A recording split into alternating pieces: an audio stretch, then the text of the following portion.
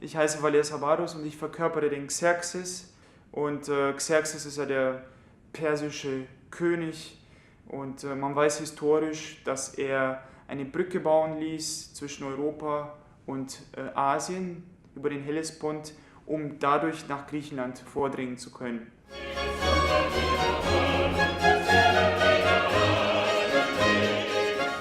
Und diese ganzen Irrungen und Wirrungen, wie sie dann auf der Bühne wiedergegeben werden, erinnert schon ein bisschen auch an eine barocke Muppet-Show, aber andererseits auch, wenn man sich zum Beispiel Fluch der Karibik anschaut, also ich glaube, für mich ist gerade Jack Sparrow so der Typus, der auch den Xerxes am besten wiedergeben würde. Also so ein bisschen tollpatschig, etwas verrückt.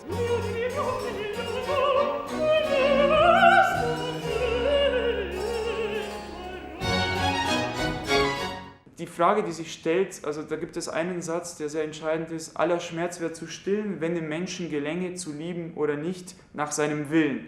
Aber der Wille läuft nicht so, wie es die Wirklichkeit will. Und das vor allem auf dieses ganze Liebesgeschehen, weil er liebt natürlich Romilda und er hat eigentlich das erste Recht auf die Romilda und nicht sein jüngerer Bruder, der Asamenes. Den verschmäht er so sehr, dass er den sogar dann ins Exil verbannt. Aber wie es der Zufall so will, muss er dann mit ansehen, wie Asamenes die Romilda heiratet. Und das ist, glaube ich, für ihn so, oh, was ist da passiert? Aber irgendwie kriegt er noch die Kurve und all diese Irrungen und Wirrungen und dieses Humor trifft auf Tragik, Maskerade auf Clownesk und zum Schluss gibt es aber ein Happy End und alle sind glücklich und zufrieden.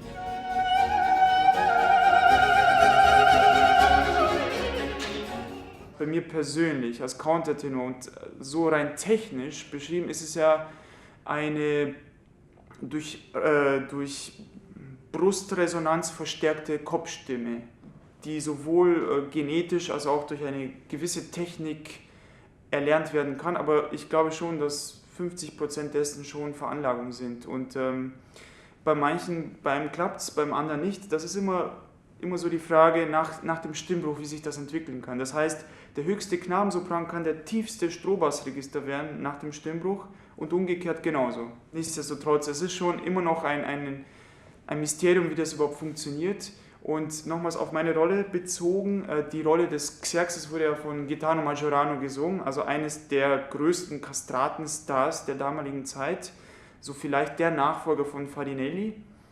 Und durch diese historische Aufführungspraxis kam es immer mehr zur Mode, dass auch die Countertenöre diese Rollen wieder übernehmen können, die früher ja, oder sagen wir jetzt zu Beginn des 20. Jahrhunderts, als überhaupt diese ganzen Händel-Opern wiederentdeckt wurden, eher den Baritonstimmen oder den Frauenstimmen vorbehalten waren.